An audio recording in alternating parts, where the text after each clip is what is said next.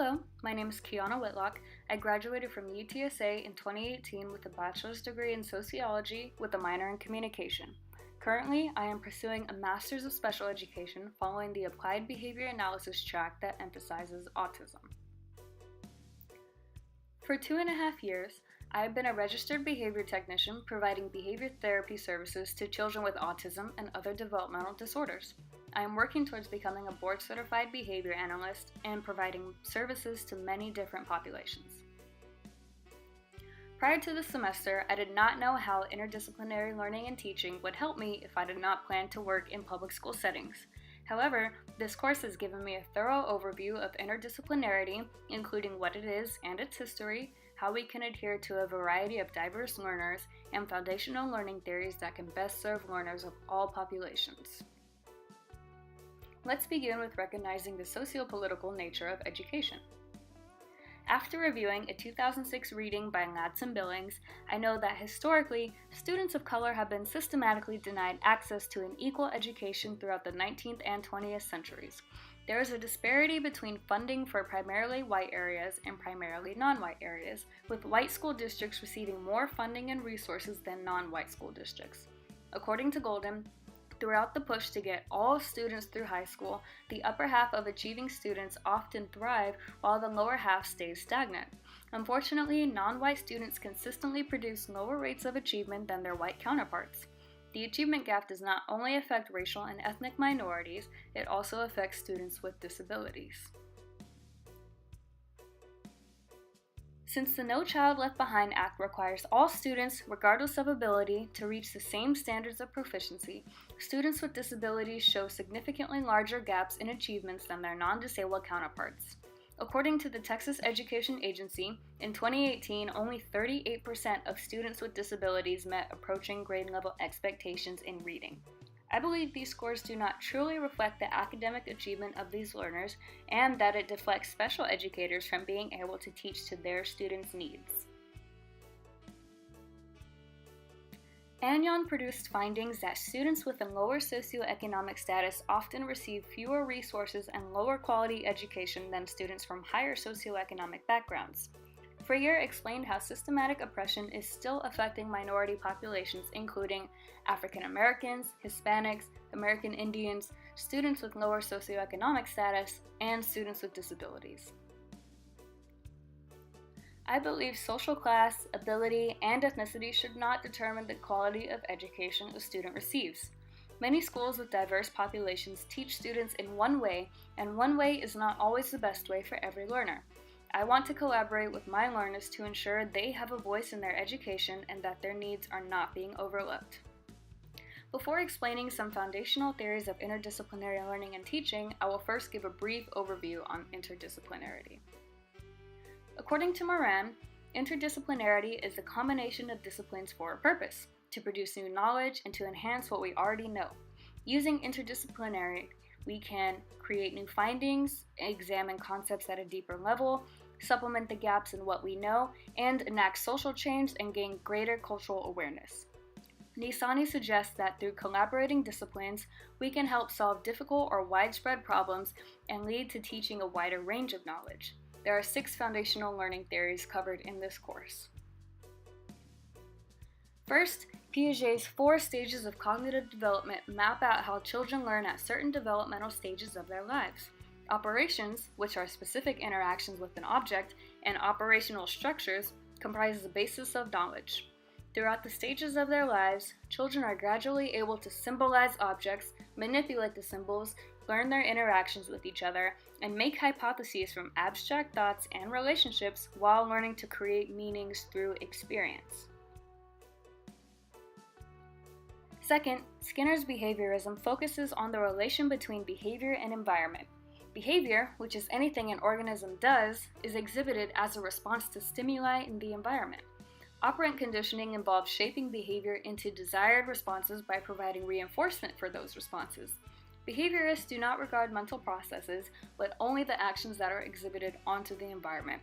By examining behavior in this way, we can use students' motivations to achieve desired learning results by reinforcing appropriate responses.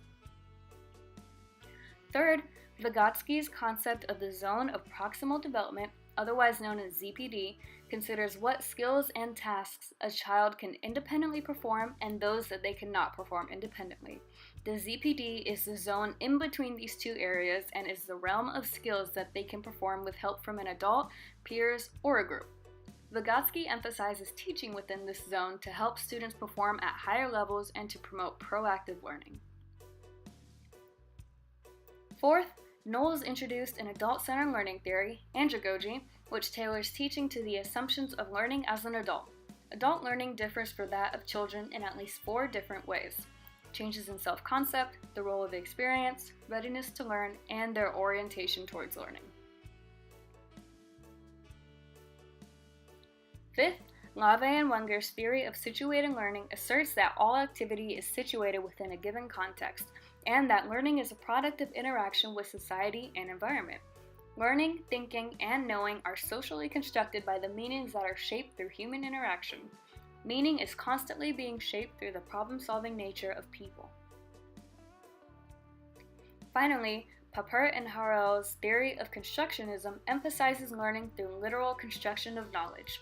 Meanings are constructed through building, whether a student is following a blueprint or is letting their work lead the way. Ideally, through constructionism, the knowledge being built can produce change deeper than what is seen at a surface level. As a behavior therapist, I use the principles of applied behavior analysis, which is derived from Skinner's behaviorism, to teach children with autism new behaviors.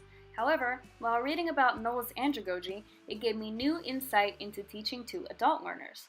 I am interested in one day working with adults with developmental disorders or other disabilities, and I believe Knowles' assumptions regarding learning as an adult will be helpful in shaping the way I work with them. Next, let's talk about how key foundational theories are manifested in diverse contexts.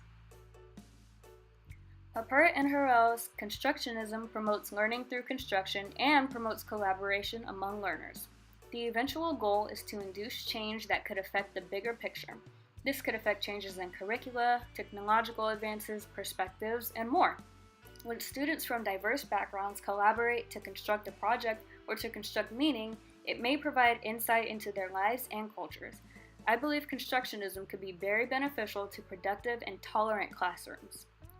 Knowles' andragogy could be used in night schools for adults, career preparation courses, college environments where there are often young and older adults in the same classrooms, and in settings to teach adults with disabilities.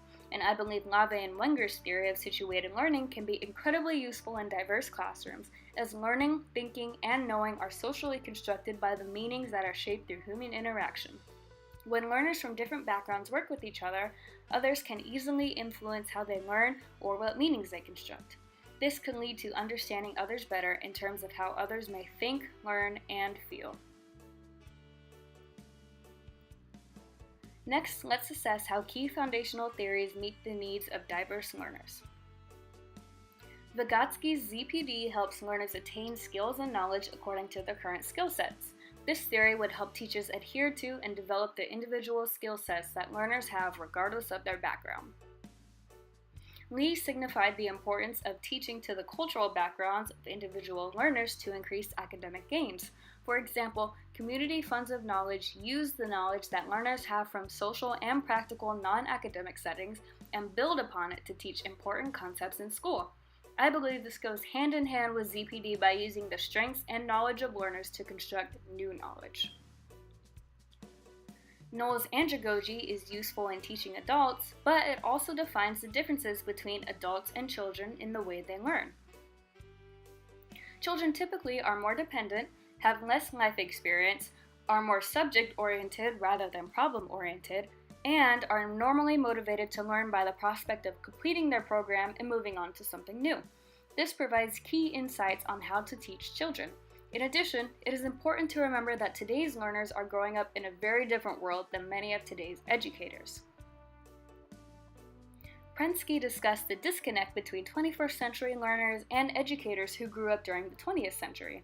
Students these days are greatly tuned into technology-based systems, including electronic game-style lessons, virtual reality learning, webcams, and efficient online grading systems. I believe that using these tools, we can connect to many diverse populations and increase their academic gains and quality of education. Now I will discuss my action plan that will integrate these ideas into my practice.